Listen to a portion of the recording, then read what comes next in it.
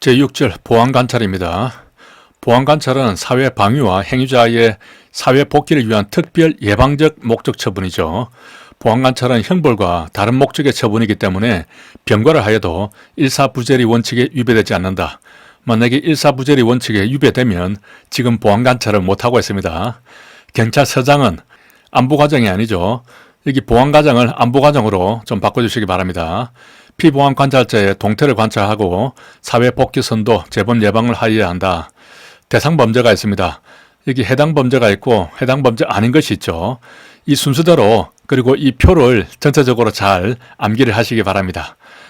해당되는 범죄는 형법, 군형법, 국가보안법 이렇게 있고 해당되지 않는 것도 이 순서대로 있는데 국가보안법에서 해당되는 것들을 모두 망라를 했기 때문에 굳이 해당되지 않는 범죄는 별도로 명기하지는 않았습니다. 형법에는 외환 유치죄, 여적죄, 간첩죄, 내란 목적 살인죄, 그리고 모병 이적죄, 시설 제공 이적죄, 시설 파괴 이적죄, 물건 제공 이적죄 이렇게 되겠습니다. 이적죄 중에는 일반 이적죄가 있죠. 일반 이적죄는 형법에 포함되지 않습니다. 이러한 특별한 이적죄만 보안관찰 대상 범죄에 들어가기 때문에 제가 별도로 이름을 특수 이적죄라고 이렇게 이름을 붙였습니다. 내란 목적 살인죄는 포함되지만은 내란죄는 포함되지 않습니다. 대상 범죄의 두 문자를 따보면은 유치한 여간첩이 내 목살 특이라고 말합니다. 남한으로 난파된 여간첩이 있습니다. 자신의 외모에 대해서 신경을 많이 쓰는 여간첩이죠. 보안 관찰이니까 보안 상태에서 자신의 몸을 관찰했는데 그 결과 내 목살 특이하다 이렇게 말을 합니다. 군형법상 보면은 반란죄, 반란 목적 군용물 탈취죄, 군대 및 군용시설 제공죄, 군용시설 파괴죄, 간첩죄, 이적 목적 반란 불보고죄, 일반 이적죄. 일반 이적죄는 군형법상으로는 포함이 되는데 형법상으로는 포함이 안 되는 것이죠. 두 문자를 보면 반이 나오니까 반군 또 군입니다. 간첩이 이 불 보고 일이 난 줄 알았다. 여기 두 문자는 전체적으로 스토리가 연결됩니다. 간첩과 관련해서 앞선 시간에 공부를 했죠. 상부의 지령을 받는 공작관이 있고 그 아래에 주행지, 주공작원, 행동공작원, 지원공작원 이렇게 순서대로 계층이 이루어져 있습니다. 이 유치한 여간첩이 행동공작원입니다.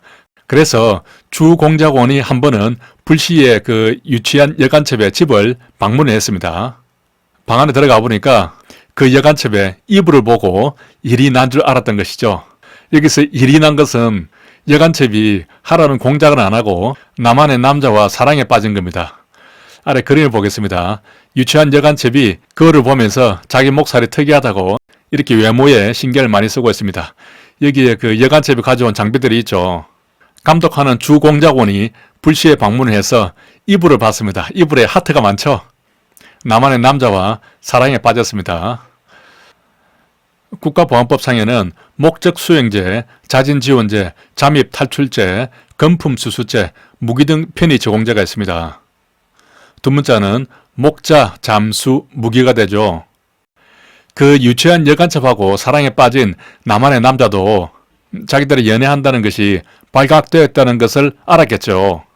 그 나만의 연인은 목자입니다. 교회 다니는 목자인데 이 상황에서 할 수 있는 것은 잠수입니다. 잠수가 무기죠.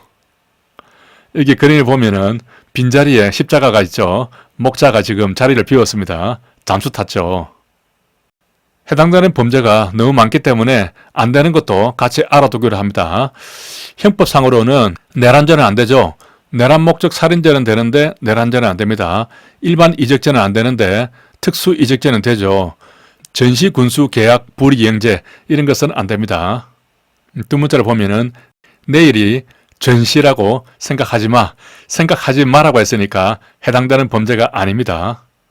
군형법상으로는 단순 반란 불보고죄가 있죠. 위에 이적 목적 반란 불보고죄는 포함이 됩니다. 이불보고는 포함이 되는데 단불보고는 포함이 안 되는 것이죠. 단불이라는 것은 활활 타는 불을 말합니다. 단불 보고 내일이 전시라고 생각하지 마. 전체적으로 해당되는 범죄와 안 되는 것들을 잘 기억을 하시기 바랍니다. 자, 보안관찰 처분의 주요 절차를 보겠습니다. 먼저 보안관찰 대상자가 신고를 하죠. 그러면 사안을 조사합니다. 대상이 되는지 여부에 대해서 조사하는 것을 사안의 조사라고 합니다. 조사가 끝나면 사안을 송치하게 되고 검사는 보안관찰을 청구하게 됩니다. 의결은 보안관찰처분심의위원회에서 하게 되죠. 이게 말이 너무 길기 때문에 보관위라고 부르겠습니다. 결정은 법무부 장관이 합니다. 그리고 불복하게 되면 서울고등법원에 행정소송을 제기하게 되겠습니다. 개념을 보면은 보안관찰 처분 대상자가 있고 피보안관찰자가 있죠. 대상자는 피보안관찰자가 될 수 있는 일종의 후보군이 되겠습니다. 보안관찰 해당 범죄로 합계해서 금고 3년 이상을 받고 형의 일부라도 집행을 받고, 집행을 받았다는 것은 실형을 받았다는 것이죠. 금고 이상이기 때문에 보안관찰 처분 대상이 되는 자로서 아직 보안관찰 처분 결정을 받지 않은 자죠. 그 후보군에 있는 사람을 대상자라고 부릅니다. 이 개념이 조금 헷갈릴 수 있는 게 성폭력처벌법에서 신상정보 등록 대상자가 있습니다. 이 사람은 등록 대상 성범죄로 유죄 판결이나 약식명령이 확정된 자 또는 공개명령이 확정된 자로서 신상정보 등록을 반드시 해야 하는 대상자인 것이죠. 이 사람에 대해서는 무조건 신상 등록을 해야 되는 겁니다. 그런 사람을 등록 대상자라고 부르는 것이죠. 하지만 보안관찰 처분 대상자는 반드시 보안관찰을 해야 되는 것이 아니고 피보안관찰자가 될 수 있는 그 후보군에 있는 사람을 대상자라고 부르는 겁니다. 북한 이탈 주민법에서 보호 대상자도 법에 따라서 보호 및 지원을 받는 이탈 주민을 말하는 것이죠. 받으려는 사람이 아닙니다. 이미 결정이 나서 받게 되는 사람을 보호 대상자라고 하는 것이죠. 피보안관찰자는 법무부 장관의 보안관찰 처분 결정을 받은 자입니다. 처분의 기간은 2년인데 2년마다 갱신을 할 수 있고 그 횟수는 무제한입니다. 따라서 이론적으로는 평생 피보안관찰자의 신분이 될 수도 있는 것이죠. 여기서 금고 3년 이상자가 대상자가 된다는 것, 그래서 고3이 되겠습니다. 그리고 피보안관찰의 처분은 2년마다 갱신된다는 의미에서 고3은 2년간 관찰해야 된다. 이렇게 두 문자를 만들었는데 고3이 되면은 고3 1년하고 또 졸업을 하더라도 재수를 하는 경우가 많기 때문에 2년간은 잘 관찰을 해줘야 되는 것이죠. 신고사항을 보겠습니다. 교도소에서 신고해야 되는 것이 출소하기 2개월 전에 교도소장을 거쳐서 신고를 해야 합니다. 그리고 출소를 하자마자 7일 내에 또 관할서장에게 신고를 해야 되는 것이죠. 신고사항에 변동이 있으면 7일 내에 또 변동 신고를 해야 합니다. 그러다가 피보안 관찰자가 되면은 최초 신고가 결정 고지 후에 7일 내에 해야 되는 것이고 정기 신고는 매 3개월마다 그 말일까지 하게 됩니다. 여행을 떠나려면 해외여행은 가기 전에 신고를 해야 되고 국내 여행은 10일 이상 할 것 같으면 사전에 신고를 해야 합니다. 변동사항이 있으면 7일 내에 신고를 해야 되는 것이죠. 대부분 7일짜리입니다. 이렇게. 다른 것이 교도소 출소하기 전에 2개월 전에 신고를 해야 된다는 것하고 정기신고가 3개월마다 말일까지 해야 된다는 것, 이것이 좀 다르죠. 그리고 여행신고를 해야 됩니다. 아래 내용을 보면은 참고로 성범죄 신상정보 등록 대상자는 6개월 이상 국외에 체류할 것 같으면 관할 관서장에게 신고를 하게 되어 있습니다. 여기서는 해외여행을 하루라도 가게 되면 떠나기 전에 신고를 하고 떠나야 합니다. 여기 출소하기 2개월 전에 신고를 하죠. 출소하는 때부터 계속 신고 업무가 발생이 됩니다. 그래서 출소할 때 치읓이 나오니까 7이 되고 소에서 3을 연상하면 모두가 7 또는 3과 연관된다. 이렇게 기억을 할 수 있겠습니다. 그리고 해외여행 또는 시골 여행 가죠. 시골에서 10을 연상할 수 있겠습니다. 사안의 조사를 보겠습니다. 보안관찰법 시행규칙에 규정이 되어 있습니다. 사안이라고 하면 보안관찰 처분 청구, 보안관찰 처분 취소 청구, 보안관찰 처분 기간 갱신 청구, 보안관찰 처분 면제 결정 청구, 보안관찰 처분 면제 결정 취소 청구, 보안관찰 처분 면제 결정 신청에 관한 사안을 말합니다. 사안이 상당히 많죠. 이 중에서 보안관찰 처분 면제 결정 신청은 본인이 직접 신청하는 것이죠. 나에 대해서 보안관찰 처분을 면제해달라라고 본인이 직접 신청하는 것입니다. 나머지는 사법경찰관 또는 검사가 청구하게 되는 것이죠. 사안 인지는 검사는 보안관찰 처분 대상자가 보안관찰 해당 범죄를 다시 범할 위험성이 있다고 의심해서 조사에 착수하는 때에는 사안 인지서를 작성해야 되겠죠. 사법경찰관이 하려고 하면은 사안 인지 승인 신청서를 작성해서 검사의 승인을 얻어야 합니다. 자, 사안의 조사, 형사법상의 피해자가 아니죠. 보안관찰법상의 용의자로서 강제수사는 불가합니다. 대상자의 협조로 진행을 하게 되고 용의자 또는 참고인에게 사전에 출석 요구서를 발부를 하게 되겠습니다. 조사의 공정성을 잃을 염려가 있다. 그러면 소속 관서장의 허가를 받아서 회피할 수 있습니다. 검사가 아니죠. 지금 수사하는 경우에도 회피를 하려면 소속 관서장의 허가를 받으면 되겠습니다. 공무서 기타 공사단체에 자료 제출을 요구할 수 있고요. 조사가 끝나면 사안은 송치하게 되는데 송치 서류는 형사기록과 같은 요령으로 작성을 하고 의견서는 사법경찰관 명의로 작성하게 되겠습니다. 사법경찰관리는 조사를 종결한 때에는 지체 없이 그 사안을 관할 검사장에게 송치를 해야 하는데 송치할 때의 그 명의는 소속 관서장이 되겠습니다. 여기 하나만 더 추가를 하겠습니다. 송치 후에도 조사를 해야 되는 경우가 있는데 사안을 송치한 다음에 용의자에 대한 다른 보안관찰 해당 범죄 경력을 발견했다. 그런 때에는 사안을 담당하는 검사, 주임검사입니다. 이 검사에게 보고를 해야 하고 사안을 송치한 다음에도 계속 조사를 하려면 미리 주임검사의 지휘를 받아야 한다 하는 규정이 있습니다. 수사 준칙이 제정이 되었지만은 이 부분에 대해서는 여전히 검사에 대해서 보고를 하고 지휘를 받도록 그렇게 규정이 되어 있습니다. 기타 검사 및 사법경찰관리의 직무가 있는데 지도를 할 수가 있고 응급구호를 할 수가 있죠. 이러한 지도나 응급구호는 사안을 조사하고는 관계가 없는 부분입니다. 피보안관찰자의 재범 방지를 위해서 할 수 있는 조치인데 보안관찰 해당 범죄를 범한 자와의 회합 통신을 금지할 수도 있고 집단적인 폭협, 손방, 공공의 안녕질서에 직접적인 위협을 가할 것이 명백한 집회, 이러한 집회는 해산명령의 대상이 될 수가 있죠. 또는 시위장소의 출입을 금지하는 것, 피보안관찰자의 보호 또는 조사를 위해서 특정 장소로 출석을 요구하는 것, 이런 것들을 할 수가 있습니다. 또한 피보안관찰자에게 부상이나 질병 등 기타 긴급한 사유가 발생했을 때는 대통령령이 정하는 바에 따라서 필요한 구호를 할 수 있도록 규정이 되어 있습니다. 집행을 중지할 수가 있는데요. 피보안관찰자가 도주를 했거나 한 달 이상 소재가 불명하다. 그러면은 2년 동안 보안관찰을 해야 되는데 그 기간 중에서 이 집행 중지한 기간은 제외하겠다는 것이죠. 여기서 소재 불명은 한 달 이상입니다. 혼돈하기 쉬운 부분이 국가공무원법상의 직권휴직이 있는데 공무원이 천재지변이나 전시사변 그 밖의 사유로 생사 또는 소재가 불명확하게 된 때에는 휴직 기간을 3개월 이내로 명하여야 한다. 이렇게 직권휴직이 규정되어 있는데 이때는 3개월입니다. 생사, 소재, 불상이죠.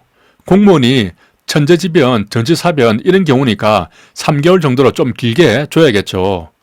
하지만 피보안관찰자에 대해서는 한 달로 짧게 주는 것이 맞습니다. 이렇게 생각을 하면 구별을 할 수가 있죠. 하지만 시험에 나오면 항상 헷갈린다는 것이죠. 그래서 이 경우는 생사, 소재, 불상이라고 하면 상에서 3월 연상을 할 수 있고 여기서는 피보안 관찰이니까 피보안은 여성의 생리로 생각을 하면 한 달 주기로 관찰을 할 수 있겠죠. 면제를 할 수 있는 경우는 법무부 장관은 대상자 중에서 다음 요건에 해당되면 면제 결정을 할 수가 있는데 준법 정신이 확립되어 있다. 일정한 주거와 생업이 있다. 2명 이상의 신원보증이 있다. 2명이죠. 3명이 아닙니다. 준법 주신인 경우에는 면제 결정을 할 수가 있습니다. 법무부 장관이요. 이러한 피보안 관찰 결정에 대해서 불복을 할 수 있는데 면제 신청을 했는데 기각을 받았다면 기각 결정이 있은 날부터 60일 내에 서울 고등법원에 행정소송을 제기를 할 수가 있습니다. 이때는 지방법원이 아니고 반드시 서울 고등법원에 해야 되는 것이죠. 이렇게 실무종합에서 고등법원이 나오는 경우가 2번 있거든요. 나머지 하나가 외사에서 범죄인 인도 관련한 재판을 할 때 전속 관할이 서울 고등법원입니다. 이렇게 2번 나온다. 기억을 하시기 바랍니다. 자, 보안관찰처분심의위원회가 있죠. 보관입니다. 소속은 법무부고 심의 의결기관이죠. 7명의 위원으로 구성이 되어 있습니다. 7명의 위원으로 구성되어 있는 위원회가 칩은 경찰에서 보관한다. 이렇게 암기했죠. 칩에서 7을 연상할 수 있고 경찰위원회는 국경위, 시경위 모두 7인짜리 위원회가 되겠습니다. 위원장은 법무부 차관이죠. 장관이 아닙니다. 위원에 대해서는 장관이 제청을 하게 되는 것이죠. 차관이 아닙니다. 장관이 제청해서 대통령이 임명을 하게 되는 것이죠. 이게 차관하고 장관하고 나오다 보니까 헷갈리거든요. 위원장은 차관이고 장관이 제청한다. 헷갈리지 않도록 유의하시기 바랍니다. 재가출, 출가찬 일반적인 경우죠. 보안관찰 처분에 대해서 심의하고 기각, 면제, 취소, 기간의 갱신 등을 결정하게 되겠습니다. 남북교류협력에 대해서 보겠습니다. 출입 장소는 북한으로 가거나 북한으로부터 들어올 수 있는 남한의 항구, 비행장, 그 밖의 장소로서 대통령령으로 정하는 곳이 되겠습니다. 교육이라는 것은 남한과 북한 간의 물품, 대통령령으로 정하는 용역, 전자적 형태의 무채물의 반출, 반입이 되겠습니다.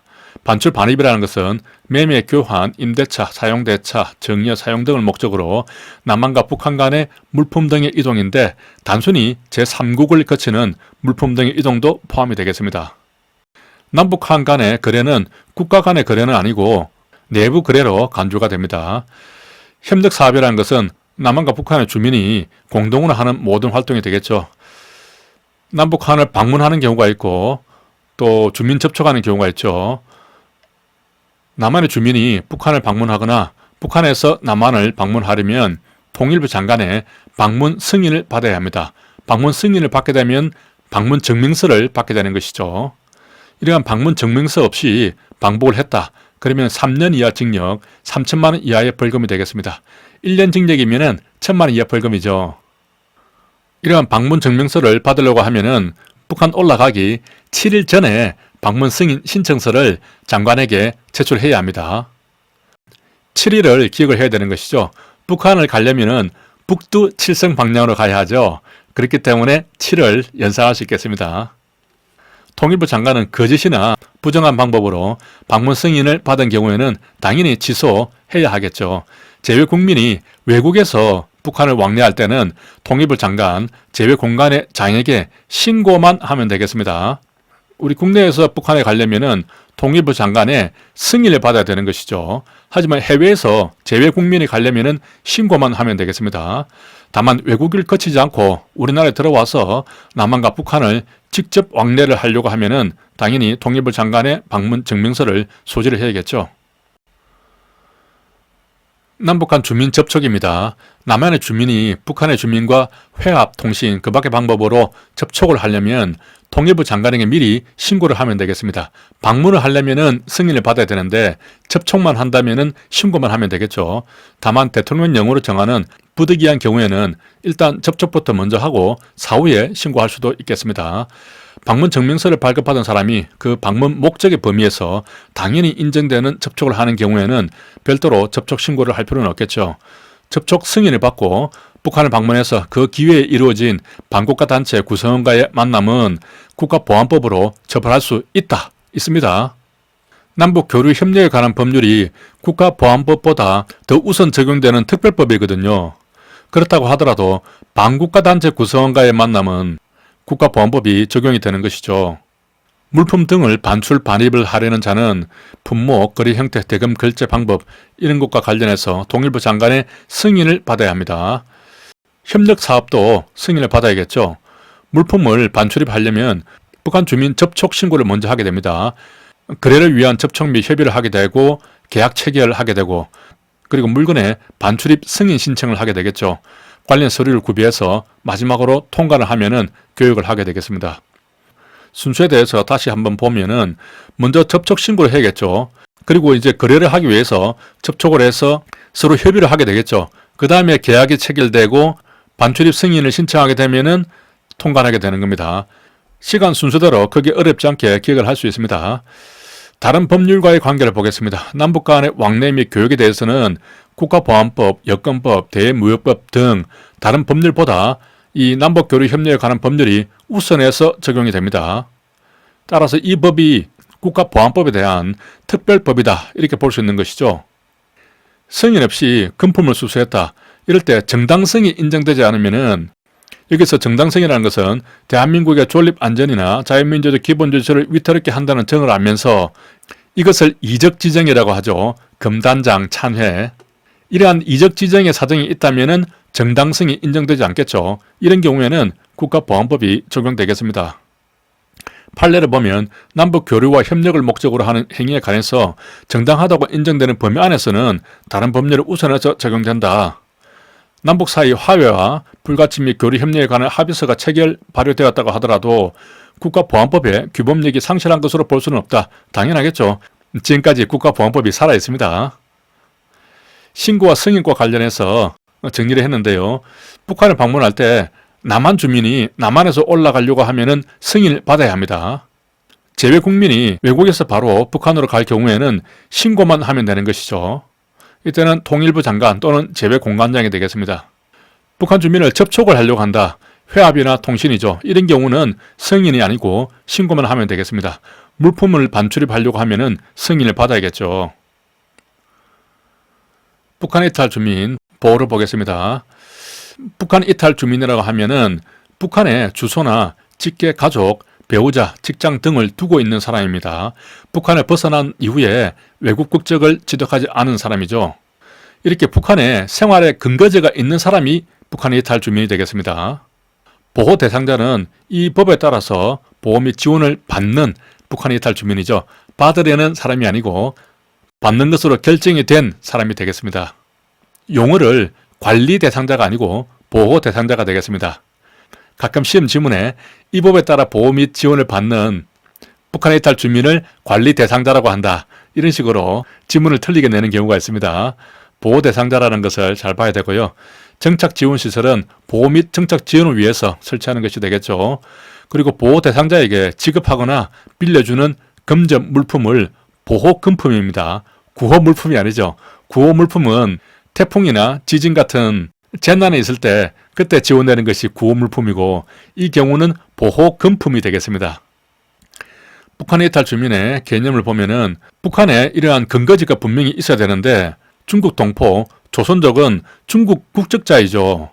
그리고 북한 국적에 중국 동포가 있는데 이런 사람들을 조교라고 부릅니다. 중국에 사는 북한 국적자로서 북한으로부터는 해외 공민증을 받습니다.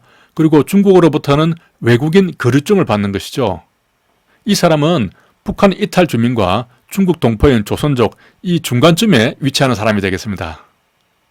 북한 이탈 주민은 북한의 그 생활의 근거지가 있잖아요. 하지만 이런 조교는 중국의 생활의 근거지가 있습니다. 북한에는 아무런 근거지가 없는 것이죠.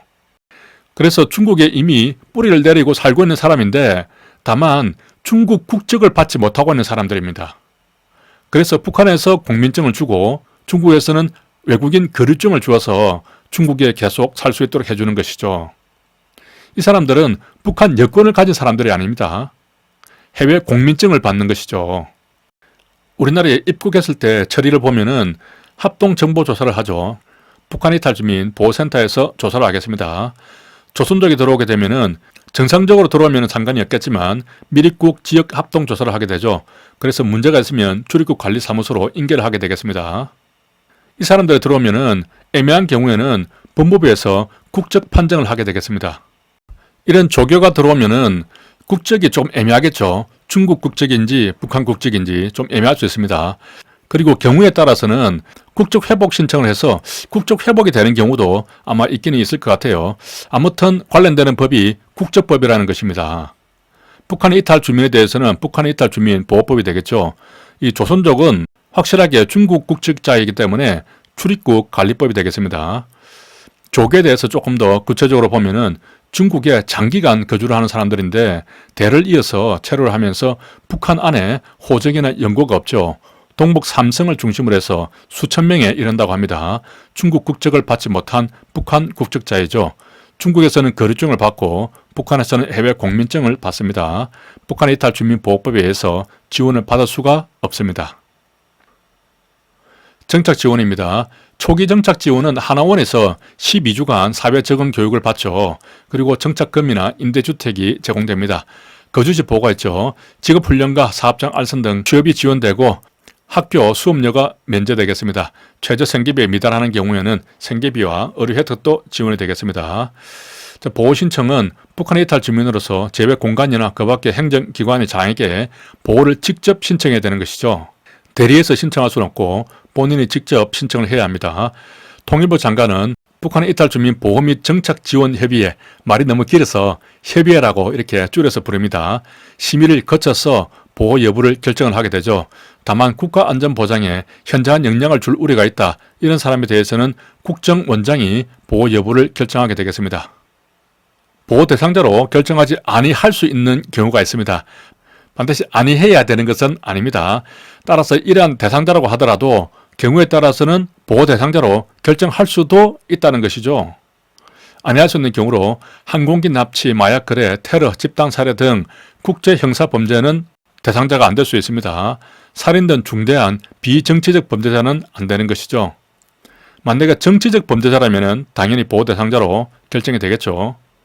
이러한 중대한 범죄 전력이 있는 사람들은 보호를 안 해주겠다는 것이죠. 위장 탈출 혐의자 이런 사람도 보호를 해줄 수 없겠죠. 국내 입국하고 3년이 지났어야 보호 신청을 한 사람, 이런 사람은 조금 애매하죠. 우리나라에 중국 여권을 위조를 한다든지 그런 식으로 해서 들어올 수가 있거든요. 그리고 3년 동안 가만히 있다가 보호 신청을 하게 되는 겁니다. 그런 경우는 약간 수상한 경우도 있고 이미 3년이 지났다면은 국내에 어느 정도 정착을 한 것이 아니냐, 그렇게 보는 것 같습니다. 그 밖에 국가안전보장이나 질서유지 공공복리에 중대한 유해 발생 우려가 있다. 보호 신청자의 경제적 능력, 해외 체류 여건 등을 고려해서 보호 대상자로 정하는 것이 부적당하거나 보호 필요성이 현저히 부족하다라고 대통령령으로 정하는 사람에 대해서는 보호 대상자가 안 될 수 있다는 것이죠. 이전 규정에는 해외에서 10년 동안 체류한 경우 이렇게 해외 체류 조건이 있었습니다. 하지만 이 부분은 법률이 개정되면서 삭제가 되었죠. 따라서 북한을 이탈해서 중국에서 한 10년 동안 살다가 국내로 입국을 했다고 하더라도 보호 대상자가 이제는 될 수 있는 겁니다. 이렇게 법률을 바꾸게 된 이유는 북한에서 나와가지고 중국에서 오래 살았다고 하더라도 거의 생활 기반을 제대로 잡지 못하고 아주 가난하게, 그리고 거의 감금되다시피 이렇게 살아가는 경우가 많았던 거죠. 그러다가 우연히 그 정보를 알게 돼서 한국으로 들어오게 됐는데 그런 경우를 이제는 보호를 해주겠다 하는 의미가 되겠습니다. 우리 경찰청에서 신변 보호를 하게 되는데요. 그 등급이 있습니다. 가나다급 있죠. 가급은 북한 고위직으로서 테러 기도 예상자 등 신변 유해를 당할 상당한 우려가 있는 사람이 되겠죠. 나급은 북한에서 중요 직책에 있었다, 신변 유해를 당할 잠재적 우려자와 사회 정착이 심히 불안정해서 특별한 관찰과 지원이 필요한 사람이 되겠습니다. 다급은 신변 유해 당할 우려가 희박하거나 초기 정착을 위해서 일정 기간 보호가 필요한 자, 이런 사람이 되겠죠. 종료되는 시점은 거주지 편입할 때 연소자 15세 이하입니다. 연장자는 65세 이상이 되겠습니다. 이 15와 65를 잘 기억을 해야 되겠습니다. 중증 질환자 등 신변 유해 우려가 극히 희박한 사람이 되겠습니다. 두 문자로 기억을 하면은 가나다 종이 되죠. 그리고 상잠 희극이 되겠습니다. 여기까지 하겠습니다. 수고하셨습니다.